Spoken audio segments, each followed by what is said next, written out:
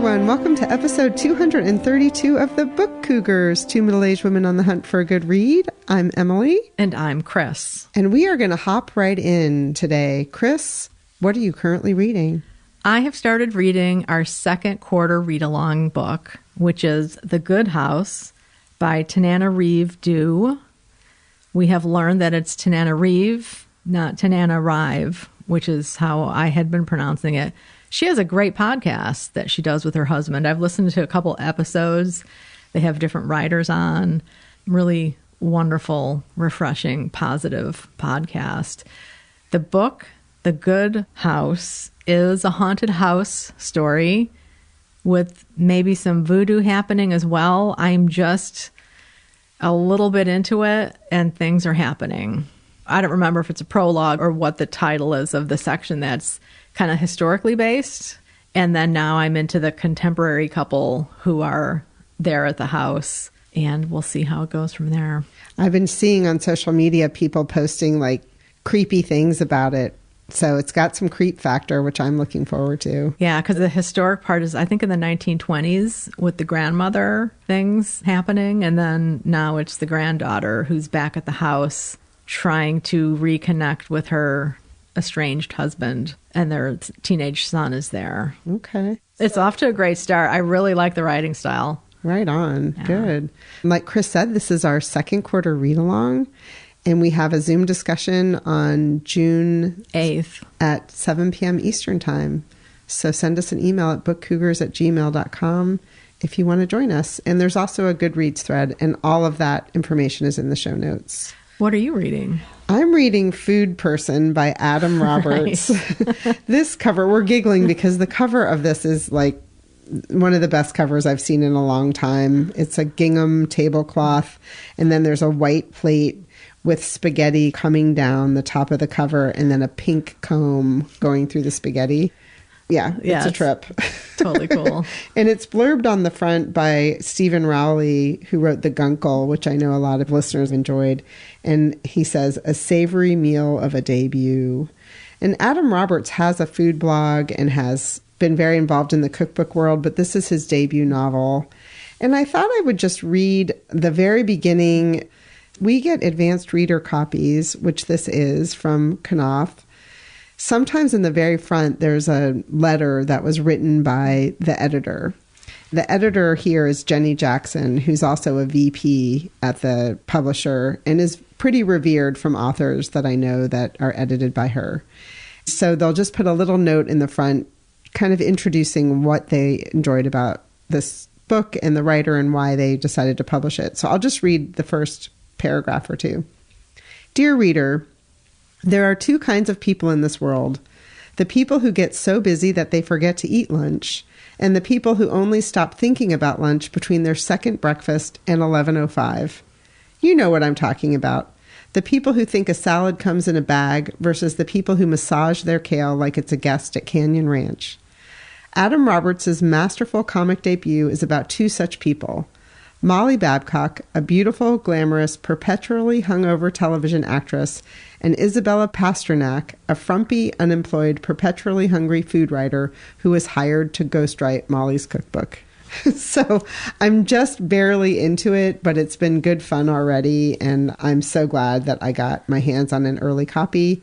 It comes out on May 20th, and again, it's called Food Person by Adam Roberts. That's so cool. When I first saw it, I assumed it was a memoir for some reason, but yeah, it's a novel. So yeah, the title could suggest that. I could see that. Mm-hmm. Yeah. So what did you just read? I read Happy Land by Dolan Perkins-Valdez. It's my first book by her, although she's been on my radar for a while now. And I love this book so much. It's historical fiction. I read it on my e-reader, so I don't have a copy to hold up for Emily to see. Because I've seen it actually at the library. It has a great cover. Yeah, it's a beautiful cover of an African-American woman with beautiful landscape in the background and a crown of flowers on her. And it's historical fiction inspired by a true story of formerly enslaved people who left South Carolina during the increase of violence during Reconstruction, so like 1870s or so.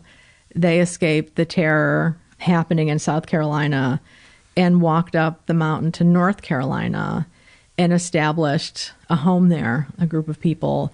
They settled on farmland that was owned by a widowed white woman who owned an inn. So they arrived there, they fix up her inn that had kind of fallen into disrepair during the Civil War, and they start working the land. Eventually they buy some land, and that's all historically documented. It's just near Asheville, North Carolina, where this takes place. And the novel Happy Land, it gets its title from the kingdom that they established there. They called it the Kingdom of the Happy Land. And it was established by a woman named Willa and her first husband, William. So William and his brother had stories handed down to them from their father, who was enslaved, from his father, who I believe was the man who was kidnapped from Africa, about how they were warriors and royalty. So they want to establish their new kingdom as freed people, escaping the terror of the Klan, and have it be a happy place. It's a beautiful story in that way, just in terms of the historical storyline. It's a historical fiction novel that reminded me a bit of reading Fiona Davis's recent book that I read, because it's historically grounded in research. It's dual timeline as well. It's not exactly a page turner, but it doesn't lag either. It's like a beautiful story that carries you along on this nice stream where there are some bumps and there are some things that happen, but nothing is excruciating to get through, which I appreciated, because stories about African-American people in this time period could be very harrowing. So the timeline is Luella. She is the point of view character for that late 19th century timeline. And then on the contemporary timeline is a woman named Nikki, who is 40-ish, working as a real estate agent in Washington, D.C., divorced, has a daughter who just graduated from college like a year ago, but is kind of aimless, doesn't know what she wants to do. And her mother, Nikki's mother, is still alive and estranged from her mother. And so her mother is Nikki's grandmother. Her name is Mother Rita, is what they call her. She's in her 80s, living in North Carolina on land that had been kingdom land. So I don't want to give spoilers about what unfolds necessarily, but you have Nikki and Luella, who are both strong women who are coming into themselves in part because of the land and the good people around them. So I enjoyed it very much. It's really interesting because there was a historian in 1957 who published a pamphlet in 1957 saying that the formerly enslaved people had come from Mississippi to establish this kingdom in North Carolina. But Dolan had been working with a librarian down there in North Carolina, as well as a friend of his who became a friend of hers. The librarian is Ronnie Pepper, and his friend is Suzanne Hale, who is a former international diplomat and ambassador turned historical preservationist. So they did a lot of archival research down in those small town county archives and believe that the people came actually from South Carolina, from a place called Cross Anchor, South Carolina, and not Mississippi. So this is really interesting because I think it's kind of a hot topic. Granted, I read an advanced reader e-copy. Thank you to the publisher, Berkeley and NetGalley, for that. So I don't know if the finished copy directs you to any particular archives, but in the acknowledgments, she talks about this in general terms. But one of the important storylines in here is the issue of heirs' property. Have you heard of that before? I have not. So this is a new thing to me, where ancestors have owned the land and people who may not know that they own this land or they think they own this land, an heir could be somebody else in the family who has no interest in the land but finds out they have this land and they just want to sell it for the highest price to developers because they have no attachment to it. So that's part of the storyline as well.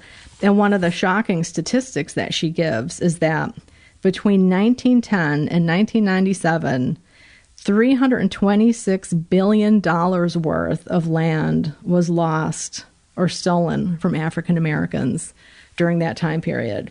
That didn't happen to the historic people of the kingdom, but it's part of the storyline in her book. All that said, what caught my eye about this book was not only the author's name, but a book that my sister-in-law sent me for Christmas this last year called The American Queen. This is by Vanessa Miller. This one came out in 2024. So Dolene's book just came out like April of this year. And my sister-in-law wrote a note saying that this kingdom was like 5 miles from where they live now in North Carolina. I was dipping into this book a little bit. I'm not going to read it right away. I'm going to let Happy Land stay in my mind and be a happy thing for a while before I jump into The American Queen. I know she has the people coming from Mississippi, and I think it's a bit more brutal because in her introduction, she talks about her challenging decision to use the N-word in this book, which is not used in Happy Land at all, but she wanted it to be historically accurate. I think this might be a more brutal read, so I wanted to mention that one along with Happy Land, because when I saw that, I was like, oh, that is so interesting, because I'm new to learning about the kingdom. And so to have 2 books cross my path so near each other, I thought it was something I wanted to learn about.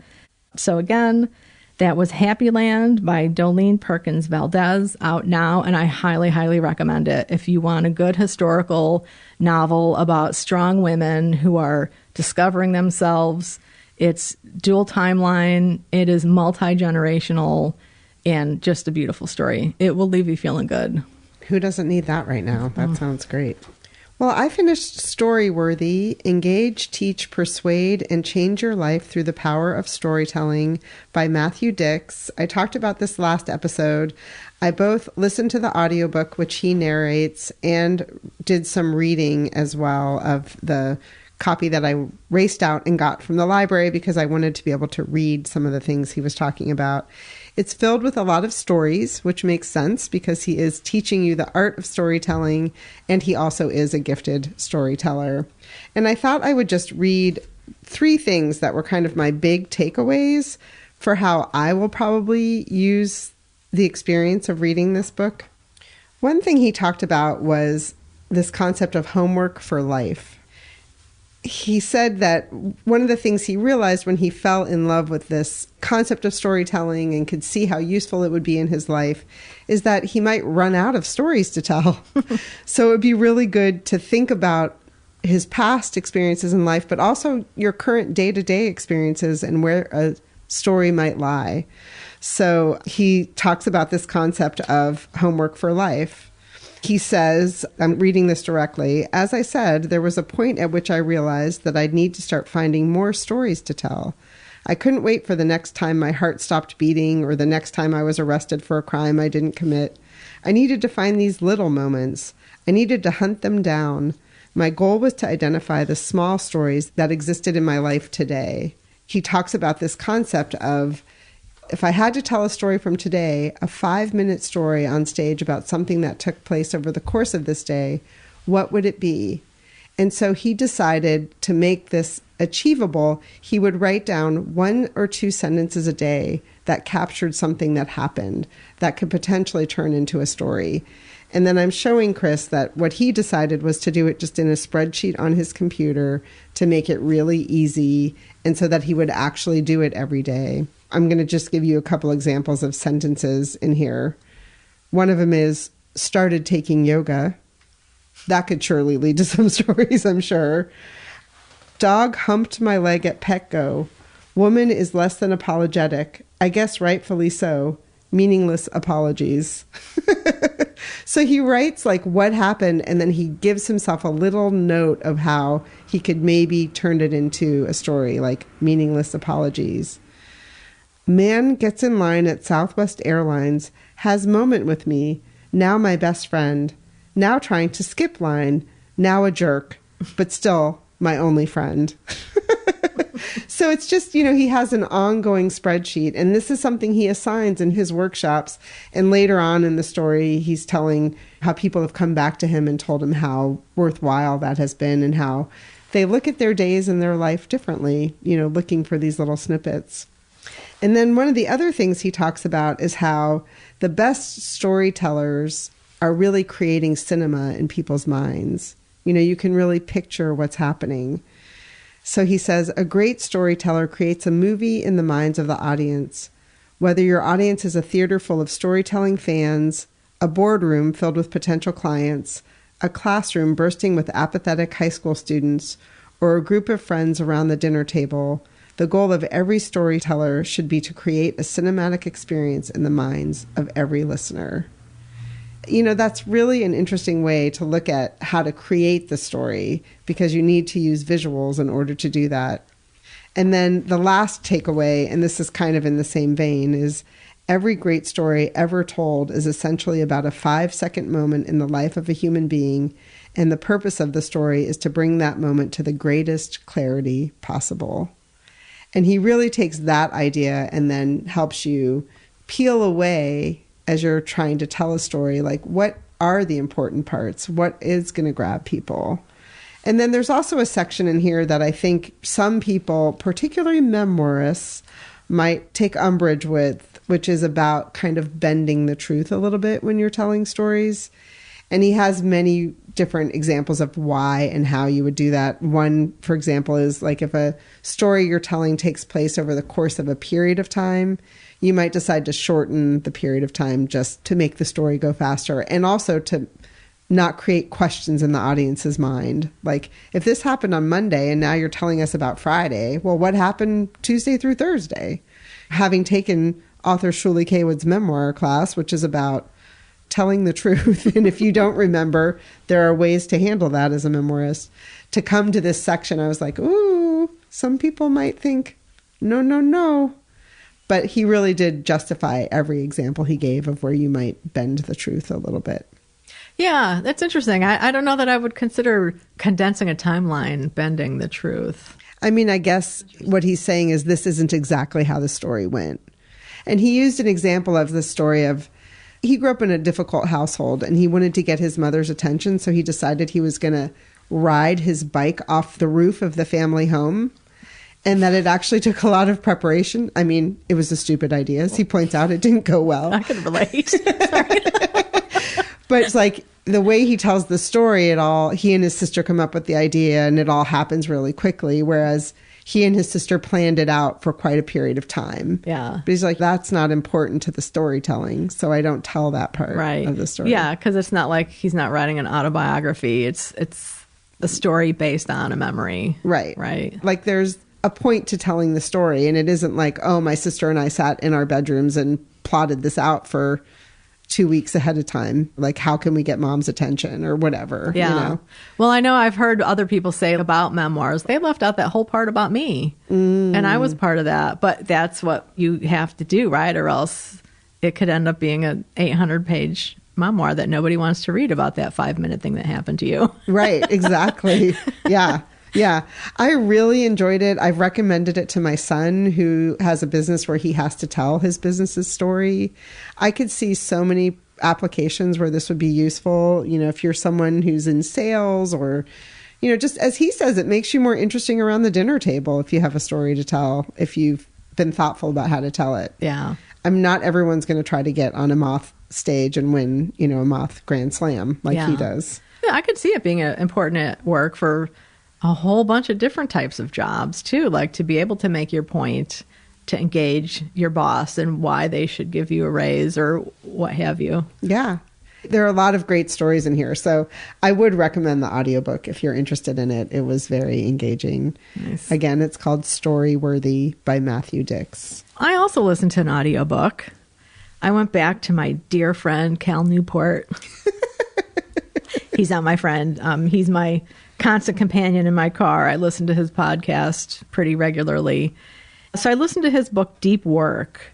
And this is a book that came out in 2016. So it's one of his older ones. The audio was narrated by Jeff Bottoms, who grew on me because I'm used to Cal's voice. So it was different to have somebody's else's voice, but it really grew on me. And he did a fine job. And I won't speak a lot about it, but one of the things that came up while you were talking about Matthew Dix's spreadsheet is Cal Newport talks about a spreadsheet. He gives examples from a lot of people who are representative of what he's talking about. And this one person has a spreadsheet that they keep on the date, what the main work was, and how many hours of deep work they had. This is really focused work where you're not being disturbed. You're working on something intentionally that you've chosen to work on intentionally, that you want to get done as a knowledge worker, right? A writer, a mom planning the schedule for the week, something that takes a lot of focus. And that by looking then at the end of the week or the month, he kind of keeps track of like how much deep work he actually had. And then like, where do the breakthroughs happen? Because it's just a way of keeping yourself honest with how much deep work have you really done. And he's found that most people, when they're first starting to do deep work, like maybe setting your timer for like 15 minutes, graduating to a half hour after that becomes comfortable. But it seems that like the top end of deep work is 4 hours a day. And that was really interesting to me because I know like Willa Cather wrote for 4 hours in the mornings. I've heard of other writers say like that's kind of their cap. Like they might work 8 hours for the day, but that other 4 hours could be doing correspondence or reading research books or what have you. So that was an interesting connection, the whole spreadsheet idea. I love spreadsheets. But one of the things about deep work is that doing some, like he's known for telling people to get off of social media, that it's not worth it for most people. And even people who do need to use it, you can get on and off. Boom. Like don't let it take over your life. And he says a lot of people say, and he actually talks about the publishing industry and news sites encouraging their writers to like be on platforms like Twitter. And again, this is from 2016. So when Twitter was Twitter. But what is the return on that? If you get some benefit from it, is that some benefit enough to keep you on there, to keep your mind kind of fractured from when you could be doing your deep work? I mean, it's fascinating because I think in publishing in particular, they see it as a marketing tool. And they're asking their authors to be on there so that people know they have a new book coming out and things like that. Yeah. But that's a lot different. What he's saying, like you pop in, you tell them you have a book coming out, and then you leave. Exactly that. He even does some math. I mean, he's a computer math professor at Georgetown. So he does some number crunching, saying like, if you get on and the average Twitter user has this many followers and you talk about your book and maybe this % buy your book, it's a teeny tiny drop in a vast ocean versus writing quality books.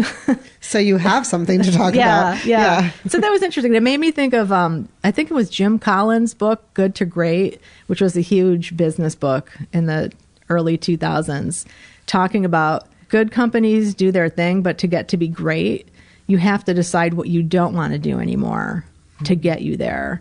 Because most companies that are good are already doing things, but to get great, you have to focus. So, interesting book, Cal Newport, Deep Work. It's really good to hear you talk about it. I'm just stepping into a grant cycle. And one of the things that I find is that for me to really be able to concentrate and read through the grant application takes very specific brain power. And sometimes what works best is to have, I don't use a timer. I know you're really good about using timers. The only time I use a timer is when I want to sit down to read and know I have to be doing other things. So I'll set a timer to say, this is how long you can read. That's literally the only time I use timers. But I have to back myself into a deadline is what I've learned. You need to be somewhere in 2 hours. So sit down, which is similar to using a timer, right? But there's something about like setting a timer that makes my heart start to race, I think. But I do need to kind of be backed into a corner, but I have to turn everything off. I have to turn my phone off. I have to turn my computer off. It's distraction to me, I feel like, is what keeps me from deep work. Absolutely. Those dings on your computer, like, or the bird chirp that you use, like it pulls you. And like that other book I recently read talking about how our minds, our ears, and our eyes as humans are geared toward, what is that? You know, scanning the horizon all the time. Yeah. He's big for talking about scheduling out too, your work week, like on Sundays, looking ahead, scheduling your deep work time and protecting it. I like the idea of that. I'm going to work on that. I'm going to put that to practice this grant cycle. Thank you for talking about it. Sure. Well, I had one of those instances where I walked into the library to get a book that I had on request. And then in that quick pick 14 day, there was Jennifer Weiner's new book, The GRIFFIN Sisters' Greatest Hits. She's someone you can count on to almost have a book a year, I think. And it usually comes out just around spring and the start of maybe beach reading season. And I do follow her on social media and get her newsletter. So I knew this book was coming. She's had videos where she's talked about how beautiful this book is. It has a music theme and the edges have all of these beautiful, it's like a piece of music with the notes across the edges, and it's purple and pink. It really catches your eye. And this is about the GRIFFIN sisters, who are Cassie and Zoe. And the book starts in 2004, where they have become the It Band. Oh, cool. Yeah. And Cassie is the musical prodigy. She's an amazing piano player. And Zoe is the sister that really just wants to be famous. And Cassie never really wanted to be famous. She just really loves playing music. One of the things that you can always count on with Jennifer Weiner is her books are going to be a little bit political because she's politically active as a human being, and they're going to be fat positive. So in this case, Cassie is fat. She also is maybe neurodivergent. And there are also some themes about female empowerment through the lens of maybe being taken advantage of once you become famous. And also with one of the characters, a family becomes blended and there's a stepbrother who is inappropriate, sexually inappropriate with his stepsister, which I want to talk to you about in just a minute, how that plays out in the book. So what the novel is really about is that these two sisters get famous in 2004, and then the novel jumps to 2024 with another storyline with Cherry, who is Zoe's daughter, Cassie's niece, who is now a musician. She's turned 18 and she's trying to make it on one of those like American Idol type of shows. I'm not going to spoil it for you, but the GRIFFIN sisters have one album. That's it. They became very famous and then they went dark and nobody knows where either of the sisters are. So now that Cherry is doing something that could potentially put her in the limelight, it's slowly pulling her mother, Zoe, and her aunt, Cassie, back into the limelight very grudgingly. That sounds good. It's good. You know, she's a great writer. I really do enjoy her writing. And so I'm just going to say that. I enjoyed the book. It kept me engaged and I'm glad I read it. There's one thing with the storyline, though, with these step-siblings where Cherry, the daughter of Zoe, is saying, my stepbrother's being inappropriate with me. And he's not. He's never touched her inappropriately. He's being creepy. And the way it's handled eventually in the story, and this is a little bit of a spoiler, so if you don't want to hear this, fast forward, is that they kind of banish him from the family. And I felt like that wasn't a great way to handle it. But then I was like, well, what is she trying to accomplish here? She's trying to accomplish that Cherry's being heard and they're solving the problem by taking the problem away.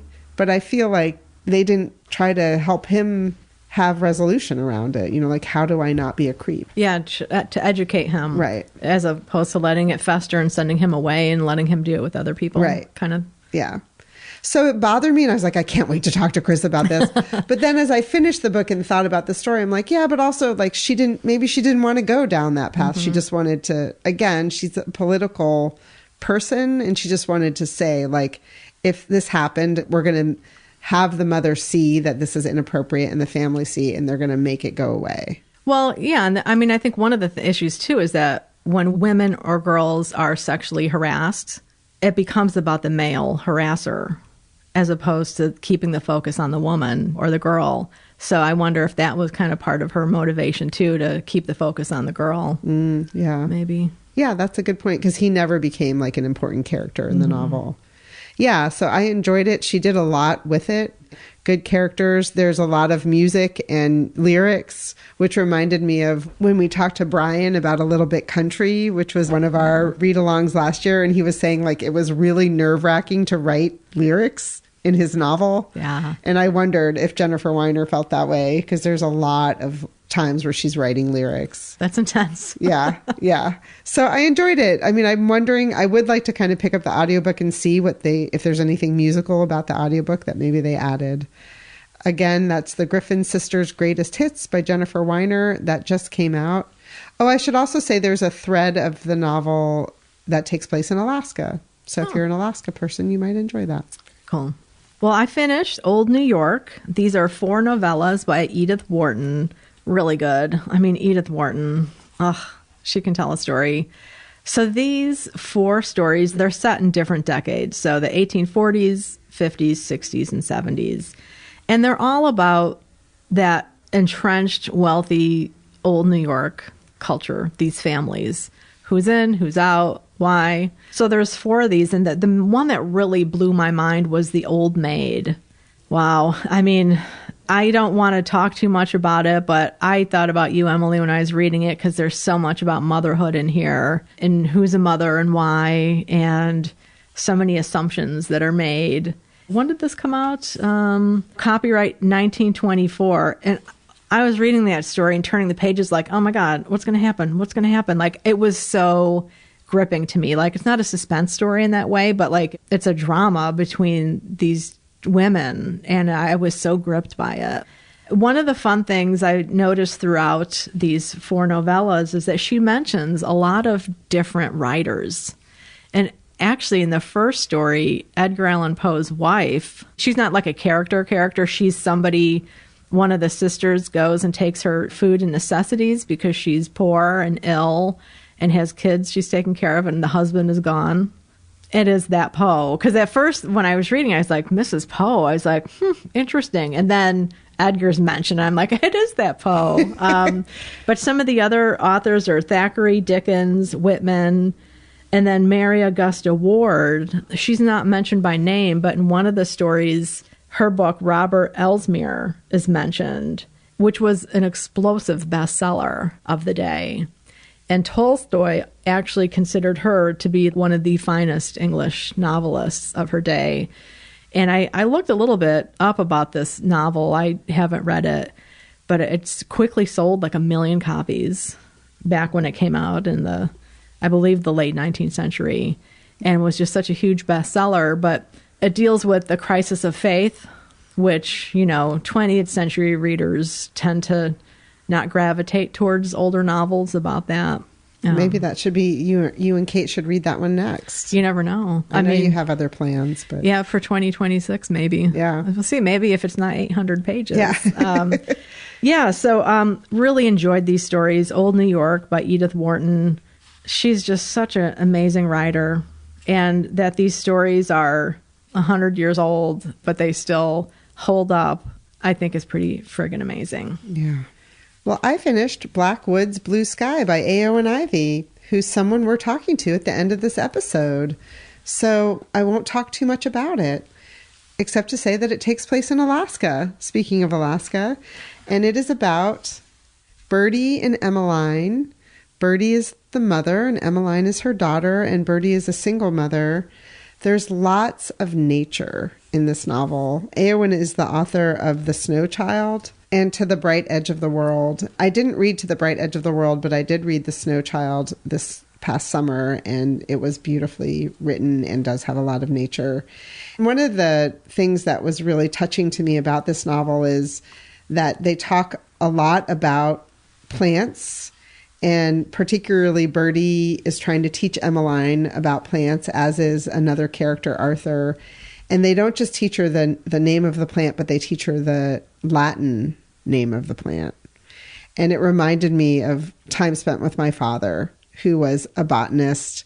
And whenever I would think I was impressing him, particularly at the end of his life when he was wheelchair bound and he was on a property that had beautiful gardens, I should say, and I would wheel him around the gardens thinking I was impressing him by saying, "Look, Dad, aren't the black-eyed Susan beautiful?" And he would say, "You mean the blah-bitty blah-bitty blah?"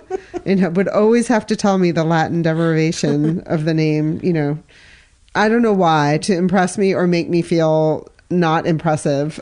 Maybe because it's its real name. Right, maybe, exactly. For a botanist, right? Right, yes. Interesting. Exactly. And this novel is separated into 3 parts, and each part has a name of a plant with its Latin name as well. So that was a fun part for me about reading it.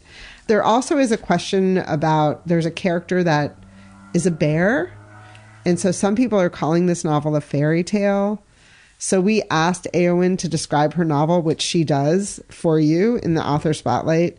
But I think she uses the term fantastical elements, which I too would say. I would not call this book a fairy tale, which I have seen reviewers do. I loved the story. She captures some insights about motherhood that I think are amazing. And the nature aspect of it is great. Again, black woods, blue sky, Eowyn Ivey. Enjoy our conversation with her at the end of this episode. And she mentioned some authors in there too, and books, including True Grit, Yes. which was one of our first read-alongs that we did. Yes. Great book. And we won't mention other names. We'll let those be a surprise for the interview. Yes, we will. There was some very fun synchronicities about this novel in what Chris has been reading over the past few months. That's our little teaser. Yeah. Well, we both just read The North Mail by Amelia B. Edwards from the Penguin Book of Ghost Stories from Elizabeth Gaskell to Ambrose Bierce. So I really enjoyed this one. How about you? I did. This is one where I only listened to the audio, and then I came back to the book to read the notes that are in this book about the author and some of the terms that you don't really understand or... Yeah, it's like Northern England around the moors, and there's some Scottish words that are used by one of the characters. Yeah. And this book has the Scottish terms in the back and one of the appendix. Yes. So I really liked it. I got sucked into it pretty quickly, I have to say. And I don't want to give spoilers, I guess, but I thought it had some good red herrings because what I thought was happening wasn't necessarily what was always happening. I agree. Yeah. There's a dog, another dog. This one, nothing happens to the dog. It just comes barking at somebody. But it's interesting to note how often animals are mentioned in these stories. There's also a character, Jacob, who reminded me of Mrs. Dudley from The Haunting of Hill House. Did you feel that way at all? He was like the caretaker that brought him to the house. And I was like, oh, it makes me feel like Mrs. Dudley. Oh, that's so funny. He made me think more of Filch from Harry Potter. That's funny. Yeah. Yeah. And he called him the master. And that kind of gave me the creeps when he first said that. Did you feel that way? No, I didn't, because I just figured it was the time period in the culture, like the master of the manor kind of thing.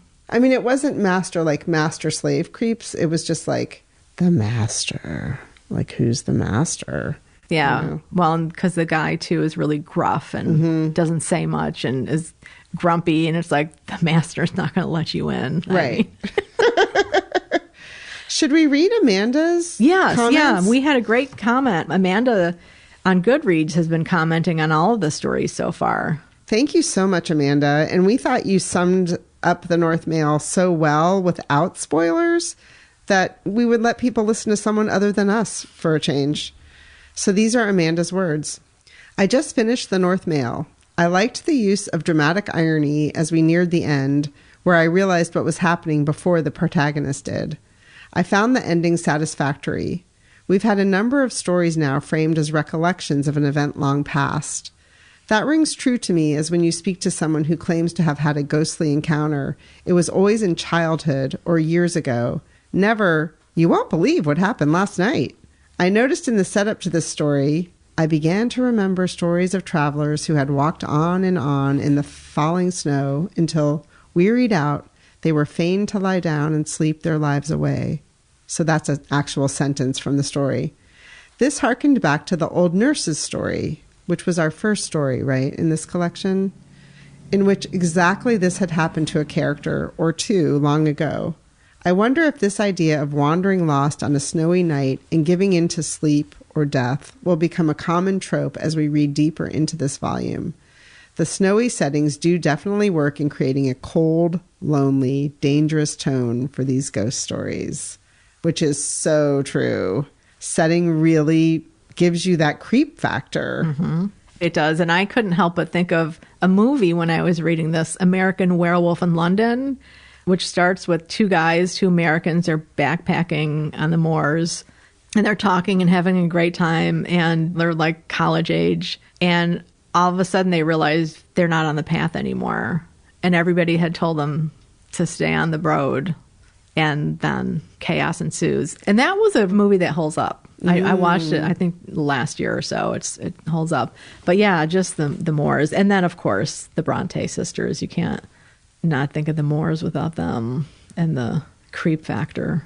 Well, and I think snow, the thing about snow that's interesting from other weather is footprints can be left in the snow, right? Mm-hmm. So we've seen that in several stories.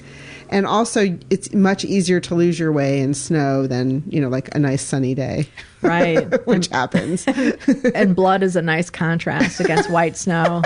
Leave it to Chris to mention that one. Now, I like this a lot. And I had a creepy moment reading this, okay? I'm reading it at night, and the narrator is describing the master. And he says, his head was singularly fine, but it was more the head of a poet than a philosopher, broad in the temples, prominent over the eyes, and clothed with a rough profusion of perfectly white hair.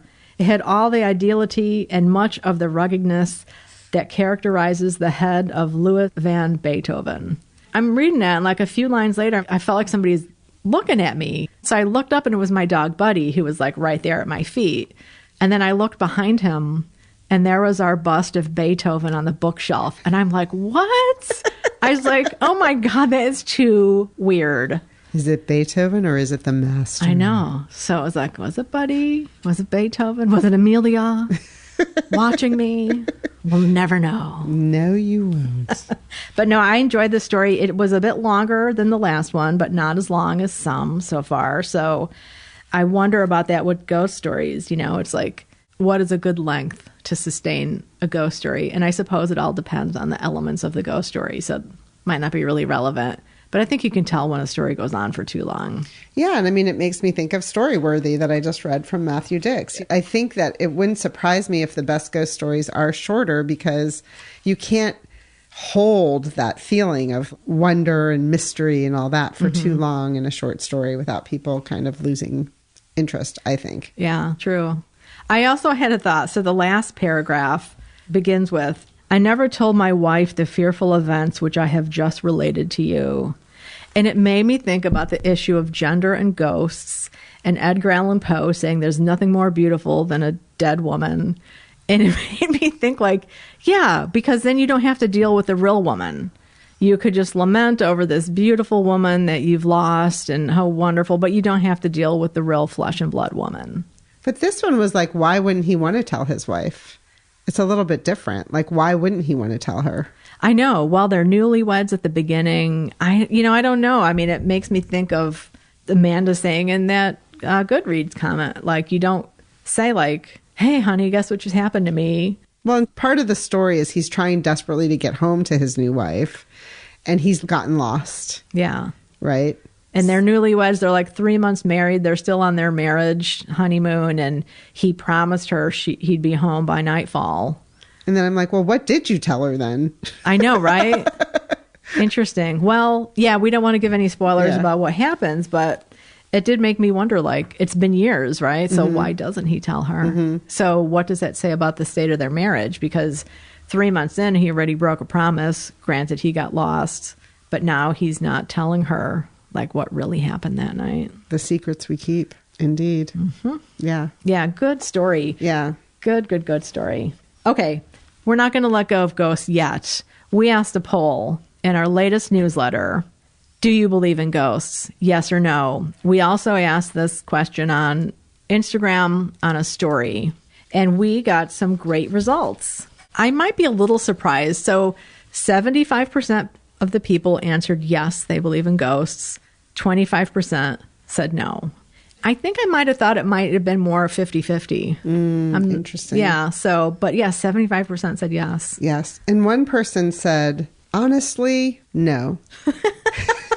That just made us laugh. It was like, it was a reply email, all lowercase. Honestly, comma, no. Like, how do Honestly, you really feel? I know. Honestly, when you say honestly, doesn't that imply maybe you're having to say that questions the no? Right. Or you're torn. You've had some experiences, but you're not sure. Like, how was it? Was she sitting there typing saying, honestly, no. Right. Or honestly, no. Tell us more. I know. We want to know more. We're so curious. How you feel about that. Your brief comment has given us much conversation. Yes, it has. And then Mary Beth sent us a great response. She said, yes. And that was all in caps with an exclamation point. I very much believe in ghosts. We lived a few years ago in a really cool apartment on the North Shore of Pittsburgh in the space originally occupied by the former H.J. Heinz management employees, including H.J. himself. We had several nocturnal ghost visits, once by Mr. Heinz wearing an old-time football jersey complete with the leather helmet. I woke to find him standing at the bottom of our bed and then watched in utter disbelief as the image disappeared. When I relayed this to the apartment management group, they proceeded to tell me that they actually brought in paranormal investigators in response to many tenants telling them their own ghost sightings. Their results? Yes, there are indeed ghosts. Wow. Thank you, Mary Beth. And then, of course, I replied and said, well, did you move out? And she said, yes, eventually, but not because of the ghost, but because there were a lot of water leaks in the building. Too funny. So our next ghost story is actually one by Mr. Charles Dickens. You may have heard of him. Number 1 branch line, The Signal Man. And this will be one we discuss on the next episode, episode 233. And if you'd like to include your comments in our conversation, please email us by April 29th. And remember, there's always that Goodreads thread as well. And yes. There's a link to that in the show notes. So much fun. Yes. Yeah. I was definitely one of the 75%ers. Oh, me too. This episode is sponsored by Love is for All of Us. Poems of tenderness and belonging from the LGBTQ plus community and friends is a heartfelt collection of poems edited by husbands James Cruz and Brad Peacock. Available wherever you get your books, this hopeful and uplifting anthology is the perfect gift for young adults and readers of all ages, with accessible poems that explore love of all kinds, including self-love and love for the natural world. Check the show notes for more information. Love is for all of us. And also check out our conversation with James on our BookTube channel. We had about an hour-long conversation with him celebrating National Poetry Month. We'll put a link in the show notes to that as well. Chris, did you have any Biblio adventures? Well, we finally went on one together. Oh my gosh, it was so much fun to get out again together. It's been a while. It has. We went to see Amity Gaige talking about her new novel, Heartwood, at the Mark Twain House. She was supposed to be in conversation with novelist Amy Bloom, who unfortunately was sick. So she was in conversation with Ethan Rutherford, who himself has a new book out called North Sun, or The Voyage of the Whaleship ESTHER, which is an allegory about the waning days of the whaling industry. It starts in 1878 in New Bedford, Mass. For you Moby Dick fans. Sounds good. Yeah, that one definitely got on my list. Yeah. But Amity started out by doing some reading from the novel, and she did something cool, I think, where she read from different character points of view, because there are several points of view in this novel. And really, I think it gave people who hadn't read the book, which had just come out, so most of the people in the audience hadn't. Yeah. I was lucky enough to read an advanced reader copy. I think she chose readings that really did make you want to read the novel. Mm-hmm. Yeah, somebody mentioned how well she writes about landscape and how does she do that. And she mentioned that her last book was set at sea. Mm-hmm. So there was a lot of nautical terminology and descriptions. And so for her next book, she said she wanted to be in the woods, which is one reason why this story is set in the woods. And she did go hiking part of the Appalachian Trail in Maine. She had a guide and went and walked this area. Right. Part of the thread of the story is that a woman is hiking the Appalachian Trail, and the part in Maine where she's hiking is very deeply forested. So if you get off of the path, it is very easy to get lost. And this hiker goes missing. And the other character is the ranger who's in charge of the search committee. And she's a female, which is very unusual for up where she happens to be stationed. So there's that thread in the novel as well. Yeah. And then another character is an older woman who's in an assisted living facility. In a wheelchair. Is wheelchair bound and actually helps to solve the mystery. Yes. I loved was Amity saying that in preparation for writing this, she read a lot of self-published memoirs of hiking. And she said on one of the reviews of one of these books, a woman wrote in saying, you know, I'm in my 70s, I'm in a wheelchair, I hike vicariously through these memoirs. And that gave her the idea for this character who knows a lot. And then I was also surprised to learn that it was inspired by a woman who was a nurse who did get lost on the trail. Yes, and did not survive. Right, yeah. And one of the parts to her that was really poignant about the story of this woman is that I think she was lost for about a month before they found her. And when they found her, she had been writing letters to her loved ones. Yeah. And so there are letters. There's a very small epistolary part of this novel. Yeah. Yeah. Yeah, and that she was a nurse, and it's set post-pandemic. So the nurse in the novel, she's going out to decompress from being a nurse during the pandemic. Right. And Amity talked with Ethan about all novelists right now who are writing post-pandemic novels or novels that take place very close to the pandemic or during the pandemic have to figure out how to incorporate the pandemic somehow into their novels. And that's how she chose to do it. Yeah, and this one, I think, was she researching just prior to the pandemic? And so the fact that the woman that she was inspired by was a nurse, it just kind of worked out that way. Right. So I thought that was an interesting technique that she took 3 things from that woman's story. Where she got lost, that she wrote letters to loved ones, and then that she was a nurse.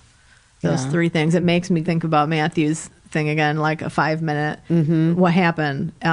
In this case, taking 3 things that are true and then making up a story. Yeah. Could be an interesting exercise. Yeah. And also where you get your inspiration from, you know. Because that was part of what inspired her to write this novel. Yeah, somebody said, you write such beautiful nature writing, and she asked, who does she read or who inspires her? And Annie Dillard was mentioned, and Robin Walkemer was another person who was mentioned.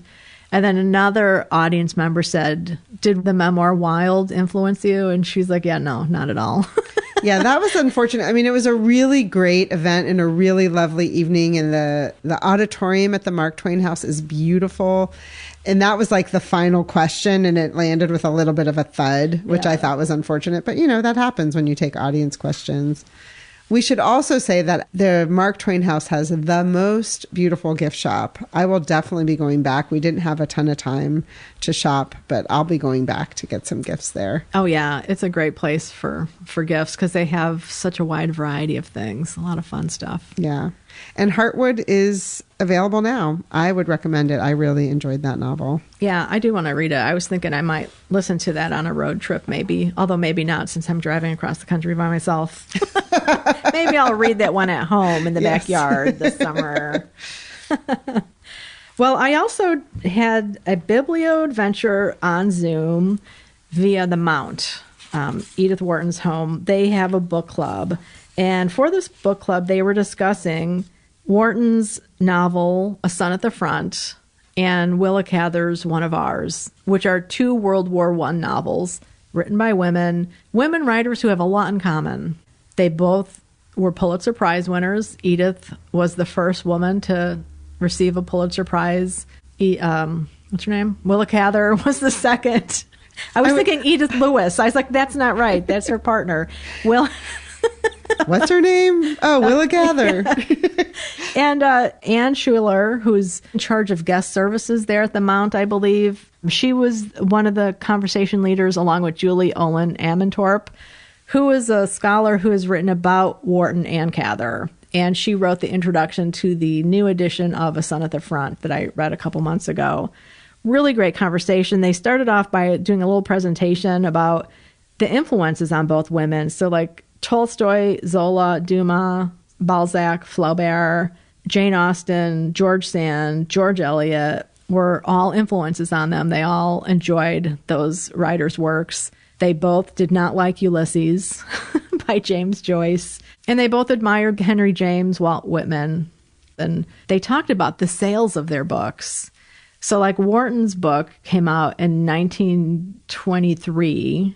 And by 1925, she sold 15 copies of the book in 3 months versus 1,151 copies of Ethan Frome in that same time period, which was an older book. So that gave you an idea of it. And then in the case of one of ours, it sold 30,000 copies in the first 2 months that it was released, which is not bad. So a lot of fun stuff.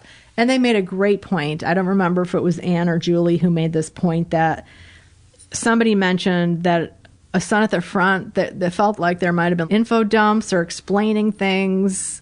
They made the point that for a writer writing for people back then, so these are writers writing for people in the 1920s, just after the war ended, versus us today, we know so much more about World War I than people did back then. So it might feel like an info dump to us now, when as back then, it was vital information that people did not know, and the writer was trying to get it across to them. They couldn't Google World War I before they sat down to read the novel. Yeah, I thought that was a really great point and something to keep in mind when you're reading older classics. Yes. About okay, think about the time period that the author is writing in. What did people know then? What did they care about? Yeah. And then, of course, what were novelistic conventions back then about what was proper or not proper, which I feel like Edith Wharton blew that shit out of the water pretty regularly. Oh, so interesting. Yeah. So great event. Thank you so much to the Mount for that. And I hope to attend next year. And then I had one more conversation. Speaking of Willa Cather, we've mentioned Colleen is doing her year of reading Willa Cather novels. We discussed My Antonia, one of her most famous novels. And I just wanted to mention two things. One of the scenes was really beautiful, and Colleen highlighted this. It's after one of the characters dies by suicide, and he was very sad and depressed and homesick and loved this other character's home. It was a very organized, established home, and he had been living in basically a dugout on the plains. And so when the young character Jim is sitting there home alone in this tightly made home that's just cozy, he imagines the spirit of this man who died by suicide coming through the house in a beautiful way and finding peace. It was such a beautiful scene, and I'm glad Colleen pointed that out. And I thought it fit in really well with our ghost theme as well, because it's a spirit, and it's a spirit that's been released. It's not haunting. It's going on its way. Which is one of the interesting things about the concept of ghosts, I think, is it has to do with what people do think happens after death. Yeah. Right? Yeah. And then just a funny thing that happened. Colleen had been driving around the west side of Chicago and happened to drive past Cather Elementary School, which I had thought it was slated to close a couple of years ago, but apparently they're still growing strong. So she texted a picture to the Cather group that's on Instagram. And I was like, oh my God, that is so cool. Like, I wonder if they sell T-shirts. Well, Colleen tracked that down, and they do sell T-shirts. And do you want to guess what their mascot is? I have no idea. Is it a ghost? They're the Cougars. So we could actually buy Cather Cougar T-shirts. I think that is something that must happen. I agree. We will be modeling those in the future. Stand by. So much fun.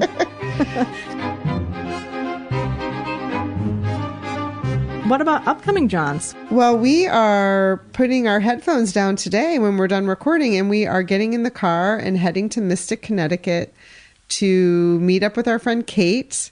Kate and Chris are going to have some combos about their joint read of Old New York by Edith Wharton. And The Tenant of Wildfell Hall by Anne Bronte, which we haven't gotten to yet due to a variety of factors. So we're having a doubleheader. And I'm going to either listen or sit somewhere else and read. We'll find out. And then we're going to go to Bank Square Books, their new location, to see Maura Casey. It's the launch of her memoir, Saving Ellen. And we have a video on BookTube of our conversation with Maura about her memoir. It's really fun. You should watch it. We're shooting you. Highly recommend, yes. And we'll put a link to that in the show notes. So we're doing that tonight, and we will tell you about it on episode 233. Yeah, and then next Wednesday, we are going to be recording with author Matthew Goodman and then attending his event at the Guilford Free Library. It's a free event. This is April 23rd at 7 p.m. We know this is the day after this episode airs. If you're in the vicinity of Guilford, we highly recommend you come see Matthew talk about his book, Paris Undercover. Matthew is a narrative nonfiction writer, so his books are really accessible. He's a great storyteller, and he seems to unearth these things that we don't necessarily know about, which I find very fun. Yeah. And this book is about two women in World War II. Two middle-aged women. Yes, two middle-aged women. Yes. So, yes, should be good fun. And we will try to also talk about this on social media a little bit so people will know about it before the day before when this episode drops. We should also say Matthew was a past guest on episode 95, and that's when his book, The City Game, Triumph, Scandal, and a Legendary Basketball Team. It was a great conversation. And he is the only author who ever recorded with us at old Book Cougars HQ, which was my old house. Right. Yes. So it was a lot of fun. And we had like a technical failure in the middle of recording with him, and he was such a good sport. Yes, so, he was, because I blurted out a profanity when I realized that the thing had stopped recording. And he thought he had done something wrong. It was very funny. Yes. He was a good sport. So that's Matthew Goodman. And I have tickets, thanks to a listener, Pat, who heard me talking about Matthew Dick's book Storyworthy on the last episode. She said, do you know he has a one-man show coming in Hartford in May? So I quickly went and looked, and tickets are still available to Shovel. And I've got tickets for Monday, May 5th at 7 p.m. And this is a one-man show, and it's something about he's always is kind of on the edge, on the urging to pick a fight with people who he thinks are not doing the right thing. And this has something to do with a beach shovel, which is why it's called Shovel. Interesting. Yes. All right. So more to come on that. Well, the other thing on my calendar, and this is in June, it's June 5th to the 7th, is the Willa Cather annual spring conference. It's their 70th conference this year, Red Cloud, Nebraska. If you're interested, we'll put a link in the show notes. And I promise it's the last time I mention Willa Cather in this episode. What about upcoming reads? I have a wonderful arc waiting for me at home. It's The Belgian Girls by Catherine Atwood. It's coming out May 8th.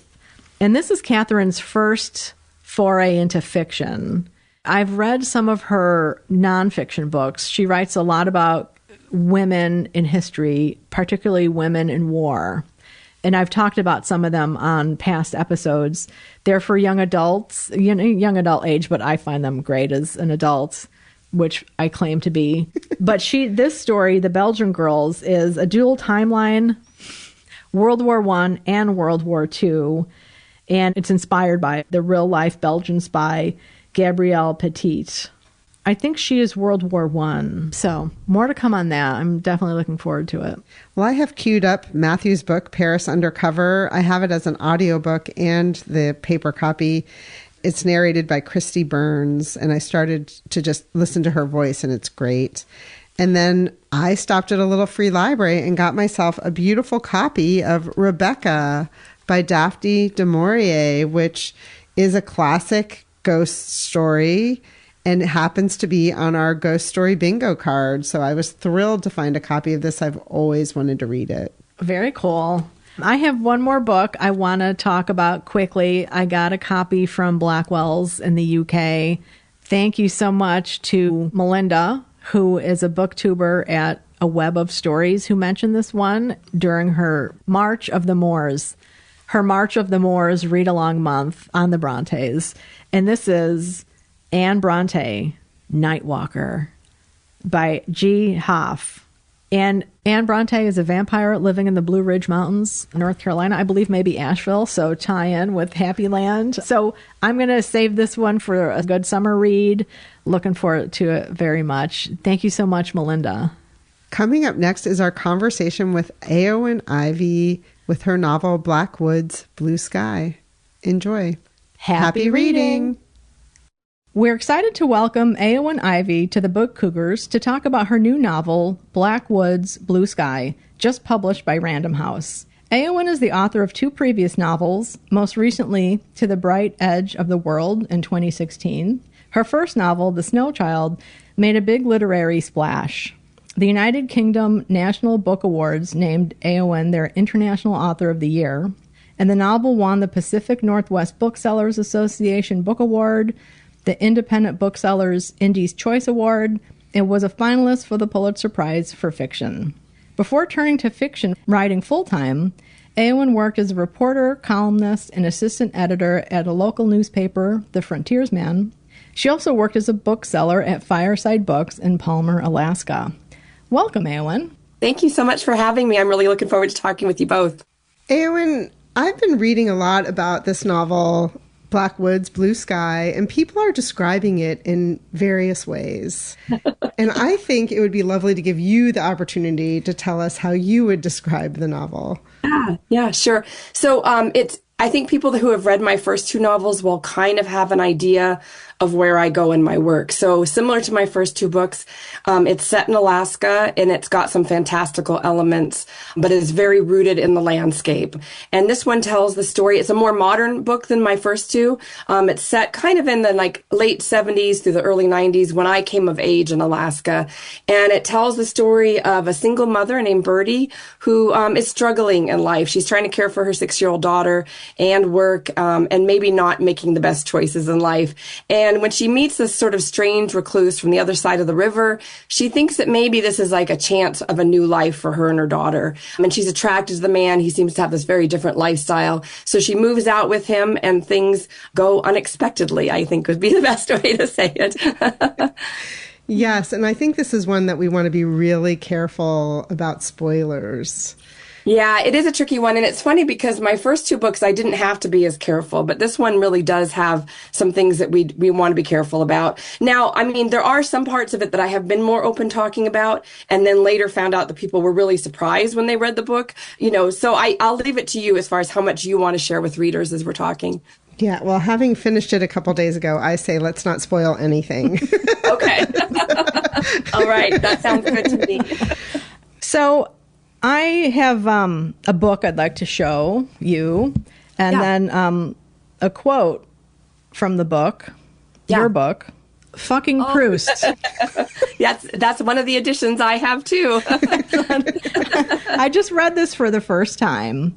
Yeah. How did you do with it?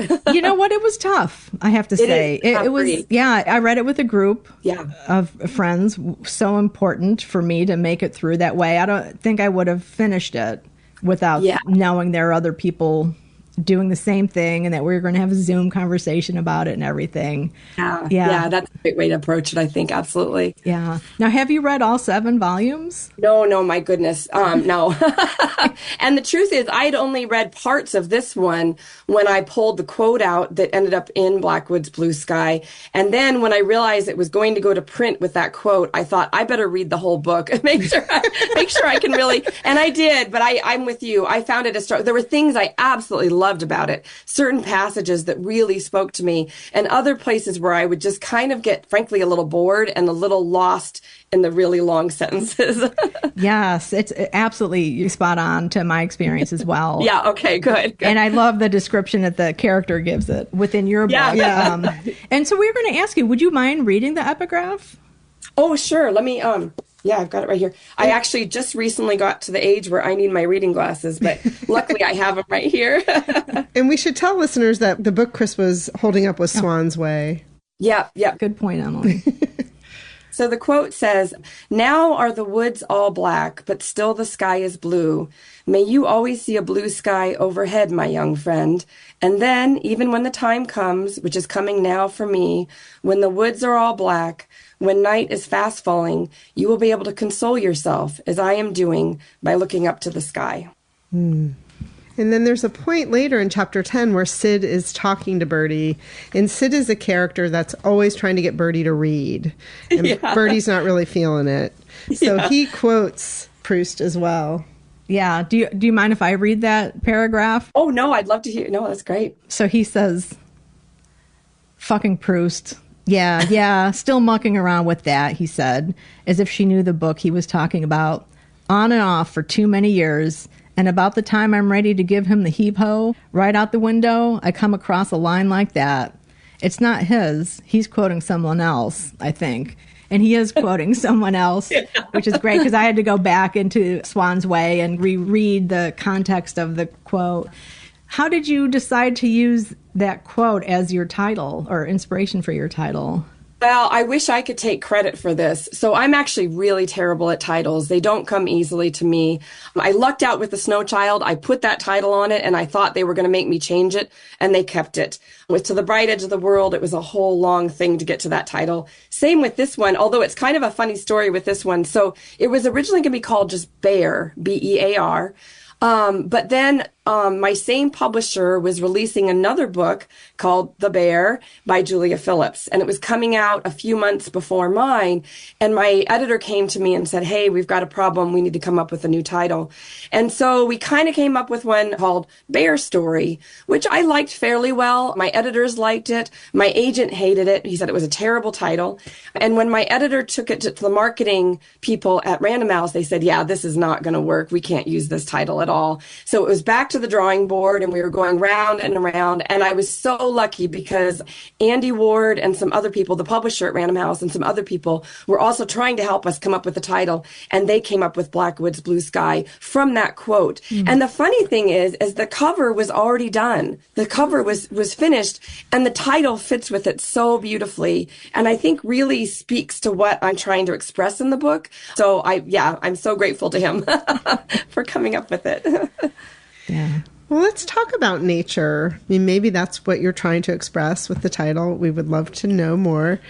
Yeah. One of the things I loved was how the book was divided into 3 parts. And each of the parts have these beautiful botanical illustrations by Ruth Hulbert.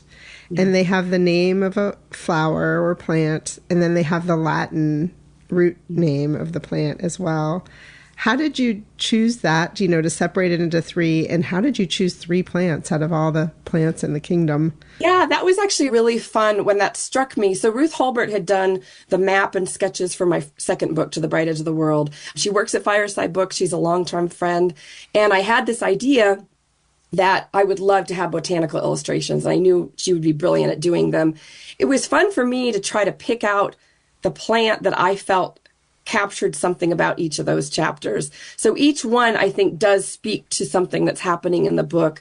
And I feel like when you read it, hopefully you'll kind of see those connections within the story, I think. Yeah, it's so beautiful. I loved that part of it. And I love how connected to nature everyone in the novel is. Can you describe a little bit about exactly where in Alaska they end up spending time? So the Wolverine River is a river that I invented when I was writing The Snow Child, actually. I was thinking of the Matanuska River, which is where I grew up, and I still live in that same valley. But as I was working on The Snow Child, I realized I was getting overly obsessed and worried about getting the geography just right. Because I know Alaskans, they know their geography very well, and they have attachments to the landscape. I think everyone who lives here feels very connected to the wilderness that we live in. And I just didn't want to have to contend with that. If someone said, well, that creek isn't iced up that time of year or whatever. So finally I was like, wait a minute, it's fiction. I can do whatever I want. So I invented this river so I wouldn't have to worry about all those little details. And so In the first book, I'm thinking of the Matanuska River. In the second book, I'm really thinking of the Copper River and that basin, that huge valley that flows through. And with this one, I would say I'm kind of back to the Matanuska River in terms of the inspiration. I actually waitressed when I was in my last year of high school going into university. I waitressed at a roadside lodge, very similar to the one I described. And people who live here will say, I know which place you're talking about. Oh, that's great. Yeah. Speaking of your life and something personal, if you don't mind us telling everyone that you were actually named after a character in The Lord of the Rings, Eowyn. So we were wondering, like, it sounds like you come from a very literary family. I do. And it's funny because I think it's not kind of the stereotypical literary family in the sense that my dad had his degree in literature, but he worked as a builder. He built every house that we lived in, was a very hardworking. He was a hunter and a trapper and a fisherman. And he read constantly. He was an avid reader and read all different kinds of things and was always recommending books to me. And then my mom worked, her day job was as an accountant for our local electric company. Again, a very hardworking person, but she was a poet. She was a published poet and she read avidly. So it was very much a part of me growing up. And I remember my husband and I had been together since we were dating in high school. And the first few times he came to our house, everyone would have a book out, even if the TV was on, whatever, people were reading. And I remember him one time saying to me, it's like a library in here. And it was just kind of part of how I grew up. Absolutely. And did your parents ever explain to you why Eowyn, which one of them loved The Lord of the Rings? My father was actually my stepfather. My biological father died when I was very young. So it was my mom who named me that name. She was the ultimate Lord of the Rings fan. I think when she was in high school, she embroidered a cape all in Elvish language along the edges. Oh my God, that's so cool. So she was like a super fan before, of course, this is long, long before the movies came out, before really mainstream culture had embraced the Lord of the Rings. And it was definitely part of, I think, the hippie subculture to some extent. I mean, I know some of the first stories I heard read aloud were from The Hobbit and The Lord of the Rings. So it was just kind of always there. That's awesome. Thank you for sharing that. Eowyn, I wanted to talk to you about motherhood, which is a really big part of this novel, and single motherhood in particular. You did some things in the novel. I've been trying to think of what's the right word. I don't know if brave is the right word or just really honest about motherhood. And if I could read a couple passages. Yeah, absolutely. This is particularly the time once Birdie, as you said, Birdie decides to kind of follow her heart and take some risks. And she takes her daughter, Emmeline. Yep. Oh, yeah. Emmeline is a nickname people called me when I was growing up. So sorry about that. Oh, I love that too. It's beautiful. Emmeline. And once they get there, she's taking care of her daughter and she's watching someone else kind of wander and get to be free and experience things. And so these are some of the thoughts she has. She's talking to somebody about it.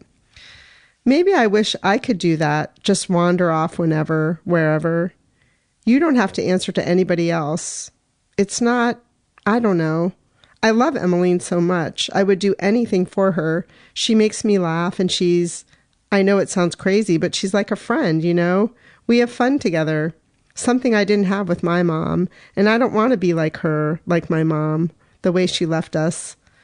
And then later she says, it was impossible what Birdie wanted, to go alone, to experience the world on her own terms, but also to share it all with Emmeline. Which is like the crux, right? Of like, how do you have your autonomy as a mother, but also share things with your children? I really appreciate you highlighting that part because, to be honest, I feel like in some reviews, and I know I shouldn't read my reviews, but I feel like in some reviews, people have been very harshly critical of Birdie, which I understand in ways. She is by no means a perfect mother. But that part of her, in ways I'm very different from Birdie. But in that one small respect, I can relate to that very much. I think any mother really can relate to these moments of just, I need to be me separate from my children. And it sounds harsh, but we have to somehow hold on to who we are. And I just happen to be fortunate enough that I have an incredibly supportive husband. And so he was always saying, like, look, you need to get out for a hike. You need to go do something. I'll take care of the girls. Go for it, you know? And so I thought a lot about what would it be like to not have that as a single mother, to be trying to be everything to everybody and also still try to be you. And I think that is Birdie's, one of her biggest struggles, I think. Yeah. Well, and I think the fact that the reviews are harsh, like there lies the rub, right? Yeah. I mean, I do think people are very, very critical of parents. And of course, we all want to be better parents than we are, and we want everyone else to be great parents. I did have one person ask me if they thought if Birdie had been a man, a father, would she be judged differently? And at the time I said, no, I think fathers are judged just as harshly. But now as I read more and more of these responses, I think, I don't know. I do think we have higher expectations for mothers. And I think people can get really offended when a mom expresses any kind of frustrations or yearning for something more, I think. I totally agree with that. And I also think, and I've never been quite able to figure this out, but I think kids also tend to be more forgiving of their fathers than their mothers. You are absolutely true. And I think that there's, even in my life, I can look back at who I should have been judging the harshest and who I actually judged harshest in the moment. And I have the same experience, you know. And I think it's partly because, again, we look to our moms to be everything, you know. Yeah. Yeah. It's a tough role to fill. It is. Thank you for acknowledging that. That means a lot as a writer and as a mom. Yeah. Can you talk about being a writer? We saw you have this great YouTube video where you walk people up to your beautiful writing cottage. We'll put a link in the show notes so people can watch it. It was a beautiful memory for me because when you open the door, you have this little yodel wood stove. Yep, and I lived in a cottage for 5 years with the exact same stove. You're kidding. Yeah. Oh, I love that. Yeah, that place was a lifesaver to me. To be honest, I was going through some pretty hard times as I was trying to write this book. There's elements of the book that are very deeply personal. Emmeline was the closest I've ever written to an autobiographical character. The little girl, the things that she's dealing with as a young child were things that I dealt with and I was afraid of. So that was one thing that made it hard. And the other thing that was really hard is that both my parents were dying of cancer as I was writing this book. And I was their primary caregiver in both situations and continuing to try to be a mom and be a writer. And I just found it was so hard in my home, in my office, the places where I was also dealing with all these other things to try to write. I just was really struggling with it.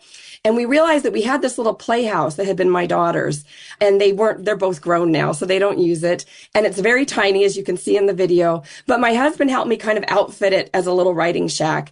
And it's within sight of our house. And technically it has Wi-Fi, but I pretend that it doesn't. I pretend I have absolutely no way. Nobody knows I'm here. I can, and it was a lifesaver for me, really, because it was kind of metaphorically leaving all my baggage behind and going there, just me and my laptop and writing. And it was a really peaceful place. I really, really enjoyed it. And I continue to go there to read and to write. We're really sorry to hear about your parents. Oh, thank you. Yeah. During normal times, I'm using air quotes, whoever has normal times, but when you're kind of in the flow of writing a novel, what does your daily writing practice look like? Well, I think you really hit the nail on the head when you said normal, because I have yet to find that normal time, to be honest. When I was writing The Snow Child, both my husband and I were working, and we had a brand new baby and an 8-year-old girl. We were trying to build the house that we were living in, which was insane. And it was just anytime I could find a little sliver of time, basically. So usually it was in the evening, and my husband would say, hey, I'll put the girls to bed, go write for an hour. And then when I was writing To the Bright Edge of the World, I was in this new situation where I was a full-time writer. So I had all day, but somehow it didn't feel like I had all day. I don't know where my time went. And so instead what would happen is I would say, oh, I've got to write 500 words a day. And I would literally be writing it in the hour before my husband and daughters came home so that I could say, I wrote my 500 words, and I don't know where the rest of the time went. And then with this one, it was it was different in a new way, of just trying to find that piece of time. And that's what I've realized, is that as a writer, I just have to be adaptable and try to shift things around. There were times where going to the local coffee shop was a great place for me to write, and it just sort of distracted me to be out and about. And then that stopped working. And then that was kind of when I started using the playhouse. So I read a lot of books about other writers' routines. I love listening to what other people do because I'm always looking for the next best thing that's going to help me. Right. Like, I'm going to light this candle and then everything will be clear. Exactly. Exactly. And I do think rituals can't help us, all of us, you know, whether it's trying to get to sleep at night, whatever. If we have these little rituals and routines, they really can help. But sometimes life just throws us so many curveballs that we have to keep adjusting. Yeah. We're all fascinated by other human beings. And I think to see how other people do their things, it's just always fascinating. Yeah, I agree. And I always feel like I'm going to learn something. And I've tried many of the things that I hear about other authors doing, and sometimes they work. Nice. Do you have a favorite writing book that you recommend to people by any chance? Oh my gosh. So my whole shelf behind me, I've got like 4 bookshelves behind me. They are all filled with books about writing. And I think a lot of it just depends on where you are in the process. You know, Stephen King's book on writing, The Artist's Way, at a certain point in my life was a really wonderful book. But now I've got other books that I like. Betsy Lerner's book about writing. I mean, there's just so many. Annie Dillard's book about the writing life, I loved when I read it. So I'm always, again, looking for new inspiration. And I go back to some of those old books. So I keep them all on hand. But I'm also always looking for new ones, too. Speaking of other books and writers, we are fans of your Instagram feed. Oh, great. Your beautiful Thank you. feed. And we saw that you recently finished Rebecca Romney's new book, Jane Austen's Bookshelf, a book we both enjoyed very much. Oh, you both read it too. Yeah, Oh. and Rebecca was a guest last year for something else for our year of reading romance, actually. And that's when she told us about the book. She was in the process of finishing it. Yeah, I love that book. And I read all different kinds of books, and I read in all different formats. So, for example, I got through War and Peace by both listening to the audio and reading it physically. This one I happen to listen to on audio, the Jane Austen's Bookshelf. I'm always doing 6 different books at once. And the nice thing is that now that I'm finished with my novel and it's out in the world, I feel like finally I can read fiction for fun. You know, so I've got a whole stack. My oldest daughter and I had really a great time where we did a couple sort of pairings, is what she called it, like you're pairing wine with a meal. We did pairings of a couple books. So we read David Copperfield and then Demon Copperhead. We read those back to back. And then she really wanted to read Ulysses. And I was like, okay, I'll be brave. Let's go for it. And so we read a newer translation of the Odyssey. And then we read about 5 books that had to do with how to understand Ulysses as you're reading it. And it was we had so much fun with that. So yeah, I really love reading all different kinds of things. That's fabulous. Now I have to ask you just brought up another issue related to Proust. Now that I know you've read Joyce, Ulysses, which one was like harder for you to get through, Swan's Way or Ulysses? Well, for me personally, Ulysses was much more challenging in just terms of trying to understand what was being said and what was happening. But I found it much more inspiring and invigorating. I mean, there were parts of Ulysses where I was like, oh, okay, you've lost me. But other times where I was just completely enthralled. And so I feel like I have a little bit of a love-hate relationship. In ways, I feel like I can't even say I read it because, I mean, I feel like I'd have to read that thing 5 times, 50 times to really understand it. Whereas Proust, I enjoyed some of it, but I did not feel that same level of kind of walking a tightrope wire or something that I did with Ulysses. Have you both read Ulysses? Or? It's fascinating. I did. Yeah. I did a couple of years ago, and I thought, oh my God, like I read the words. I read the words. This is how I feel, you know? I totally understand. Yeah. It is so packed full of allusions and references to historical things that I think if we'd been in that time, we'd have a slightly better chance of understanding. But still, I mean, it's just so compact with so much information. It's crazy. Yeah, but it was very different from Swan's Way, which was, you know, that back and forth with admiring the prose and then wanting to throw it out the window. So, yeah. Eowyn, my relationship on this podcast is that I let Chris read all of these big, heavy, huge books, and I get to listen to it and then feel like, you know, like if someone asks me, I'm like, I kind of read it. You know, I cheerleaded. That's perfect. I need a friend like that. I guess you go read it and tell me if I should read it or not. Yeah, that's one of the good things about this podcast is that we get to vibe off of each other and feel like we know about more books than we've actually read. Right. Oh, that's really fun. Oh, that's great. And I love that you're doing companion reading with your daughter. We should let you go, but I do want to tell you that The Snow Child is one of my daughter's favorite books of all time. Oh, that's wonderful. You know, when your kid says something like that, you're like, oh, I should read it because, you know, like you get to know them in a different way through their reading. Yeah.